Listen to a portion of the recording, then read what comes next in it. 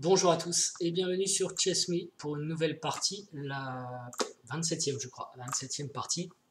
Il va être temps de faire le bilan dont je vous parlais et on va déjà jouer cette partie.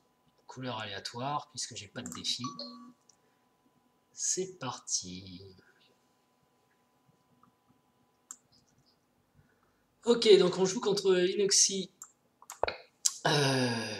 Inoxy 1, 2, 3, 1771 et on va partir avec D4 fou F4 qui n'est pas une bonne recette contre cavalier F6. Je joue ça mais c'est pas super bon. Un de mes espoirs, enfin une des choses possibles pour moi c'est que ça retombe dans un système de Londres que je connais bien, bah voilà d'ailleurs.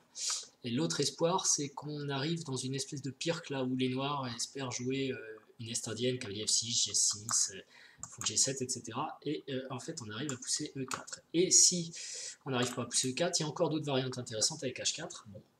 Mais c'est quand même pas le meilleur système contre cavalier F6, c'est sûr. En tout cas là, on va aller pour un système de Londres. Donc tout de suite E3 c'est contre cavalier H5, hein. Il n'y a plus de cavalier H5 possible. Ce qui fait qu'on va pas se presser normalement de jouer cavalier F3. On va garder cette défense de la case H5 pendant un petit moment, le plus longtemps possible. Et donc on va plutôt construire notre petite pyramide avec ces 3 cavaliers BD2, fou D3. Voilà. Donc je fais ce que je dis. Avant de jouer C3, j'attends quand même de savoir ce qu'il veut faire avec le pion C5. Ok, bah nous y voilà. Donc cette fois C3. Il y a une possibilité d'ailleurs de jouer C4. Il ne l'exploite pas. Ici, on a vu une fois dans la partie numéro 23 un coup intéressant dame B6 au lieu de cavalier C6. Non, c'était pas ici d'ailleurs, je dis la bêtise parce que c'était une variante avec fou F5. Ok, et donc on rentre dans cette variante qui est un peu moderne. Il y a fou E7 qui est bien aussi. Il a l'air de connaître hein, puisqu'il est assez à l'aise. Donc ici, bah, cette fois, il est peut-être temps de se développer avec cavalier F3. Et les noirs n'ont pas de problème particulier. Vous voyez, ils sont développés, tout va bien. Alors s'il prend ici, là on aurait une structure très symétrique et en plus il aurait cavalier B4. Donc je préfère prendre comme ça, mais du coup, je n'ai plus qu'un pion contre 2 au centre. Et il prévoit de pousser E5. Et je vais commencer à avoir des problèmes. Mon roi est resté au centre. Alors ça, je veux pas. Donc je vais jouer cavalier E5. Je veux surtout pas lui permettre de pousser E5, ça libérerait ce fou-là, ça ouvrirait sur mon roi, et les noirs auraient déjà pris l'avantage. Ça veut dire aussi que le système de Londres, ça paraît facile, mais si vous le jouez un peu automatiquement, vous vous retrouvez super vite très mal. Donc encore une fois, c'est pas une super, c'est pas forcément une ouverture aussi simple qu'il y paraît. Il faut quand même connaître pas mal de subtilités. Première réflexion pour mon adversaire. Donc son problème, c'est qu'il ne peut pas prendre ici parce que j'ai une super fourchette. Embêtant. Donc s'il veut prendre mon cavalier, il faut qu'il pousse comme ça. Et là, qu'est-ce qu'il prévoit?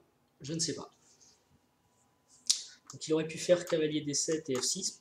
Peut-être qu'il joue H6 pour jouer cavalier H7. En tout cas, avant moi de me décider pour mon coup, il faut que je comprenne ce qu'il fait de son coup. Donc soit c'est cavalier H7, c'est possible. Est-ce que c'est pour pousser G5? Ça paraît bizarre. Est-ce que c'est pour m'empêcher de venir sur G5? J'ai aucune pièce qui peut aller sur G5 maintenant. Donc ici, je ne comprends pas la menace de son coup. Il ne menace plus E5. Je vais peut-être faire pression comme ça avec fou B5. C'est une possibilité, ça se joue. Je peux roquer. Ça paraît bien. J'ai peut-être cavalier F3, j'ai peut-être F4.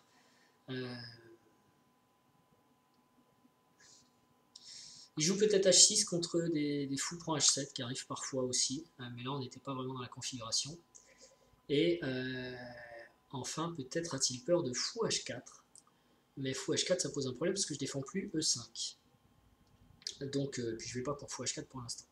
Donc tous ces coups. Alors fou B5 c'est celui que j'aime le moins parce que je rejoue une deuxième fois mon fou dans l'ouverture. Mais je menace de gagner un pion. Et s'il le défend par fou D7, je peux faire cavalier prend D7, dame prend D7.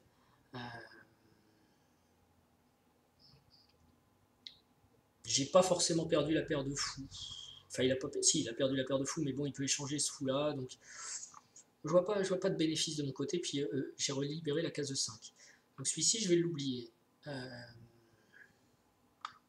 cavalier F3, ça c'est intéressant, mais comme on a déjà vu dans d'autres parties dont je vous ai parlé, on lâche la case E4. Et il n'y a pas d'urgence. F4, je pourrais, mais peut-être après dame C7. Pour l'instant, je ne suis pas pressé, donc il me reste petit roc. Petit roc, c'est pas un coup génial parce que on a envie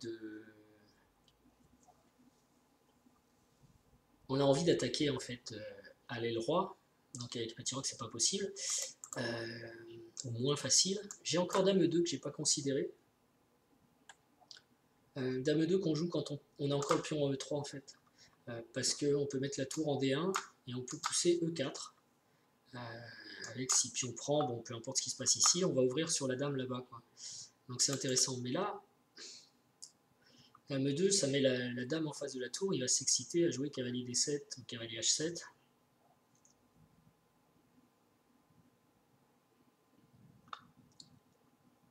Peut-être que petit roc... Ok, il ne faut pas que je perde trop de temps. Dame E2 marche pas, cavalier F3 me plaît pas.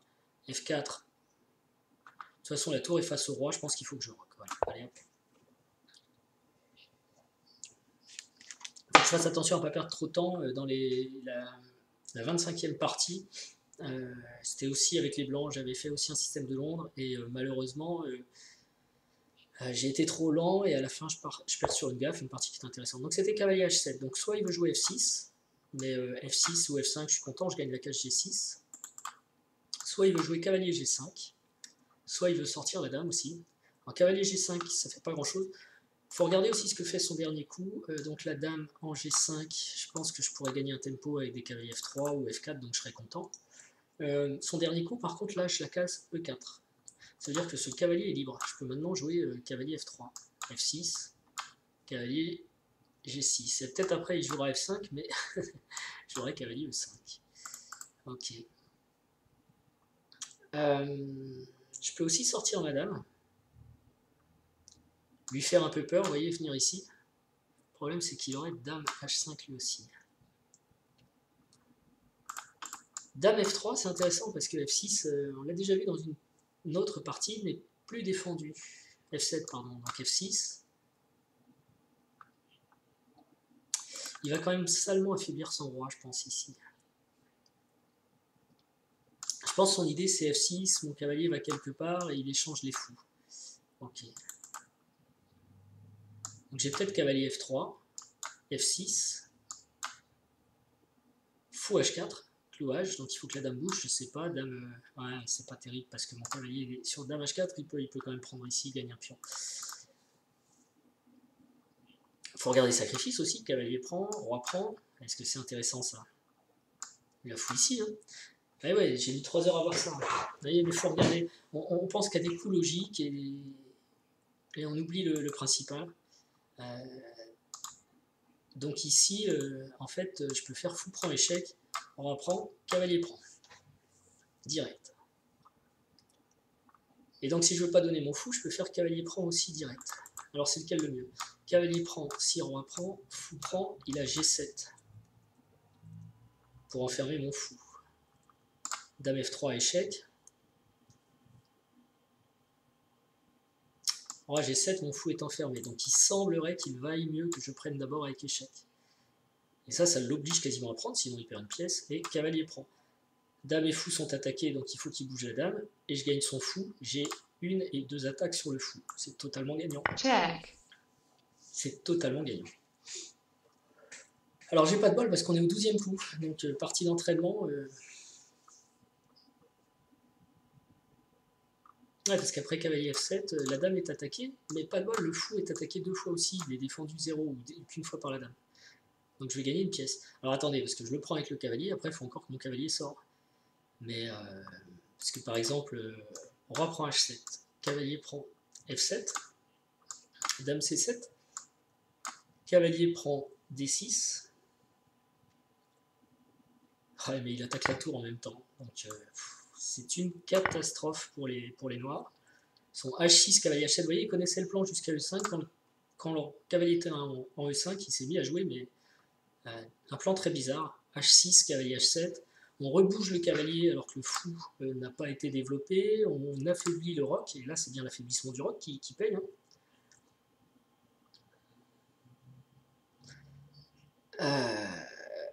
Donc, un conseil, quand vous sortez de l'ouverture, apparemment c'était son cas ici, il est un petit peu sorti, à partir de là il ne connaissait plus puisqu'il s'est mis à réfléchir. Si vous commencez à dire je vais pousser ce cavalier, donc je vais faire une place ici, et je vais faire ça, bon déjà il faut penser à la tête de votre roc, H6, F6, ça va pas être terrible. Ensuite, pourquoi bouger le cavalier alors qu'il y a encore une pièce qui dort, deux pièces qui dorment, il faut peut-être plus essayer de développer ça, donc fou D7 ou dame C7, B6, je sais pas quoi, mais développer quoi. Donc, évitez de jouer deux fois vos pièces dans l'ouverture. Alors il a joué dame ici, continue à jouer, je pense qu'il pouvait abandonner. Là son idée c'est peut-être d'aller attaquer F2, mais... Alors je peux prendre le fou avec le cavalier, je peux prendre l'autre fou, qui n'est pas développé, donc je vois pas trop l'intérêt, mais...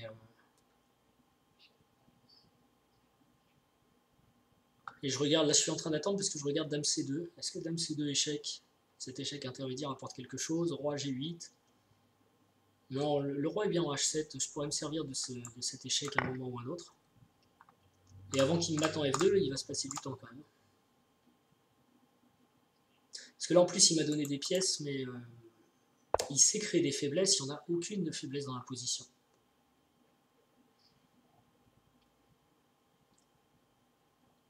Donc ici j'ai peut-être cavalier F3,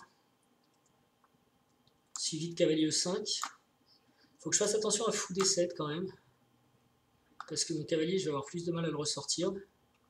Ça va être compliqué de le sortir quand même, il va falloir lancer une mission kamikaze, donc je vais l'aider, je vais le prendre ici.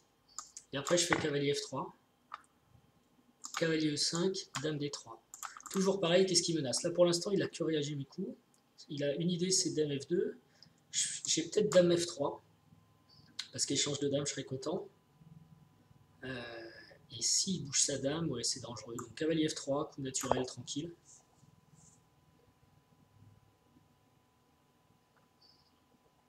Et je vais revenir à l'attaque en plus, hein, avec cavalier F3, dame D3. Cavalier F3, E5.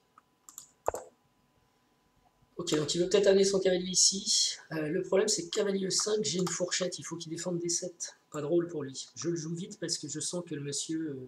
Mais j'aime pas jouer vite. Mais vraiment, cavalier E5...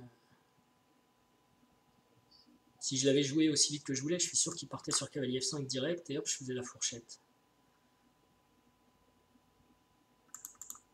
J'ai fou H4. On fait encore un échange. S'il joue G5, je suis presque content. Parce que son roi va vraiment... Fou H4, G5, dame, échec, cavalier F5, fou G3.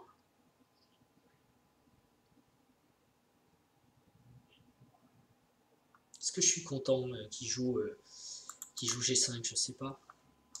Fou H4, G5. Parce qu'en fait, lui, il est un peu dans il joue son va-tout, comme on dit. Ok, j'ai vu ça, donc après, dame échec. Cavalier G6, cavalier F5, il faut que mon fou revienne quand même en G3, donc je perds du temps. Finalement, cavalier E5 me semble plus tentant. Même s'il vient là pour essayer de m'embêter, bah vas-y, prends-moi, puis on le prend, et t'as toujours pas de maths. Hein.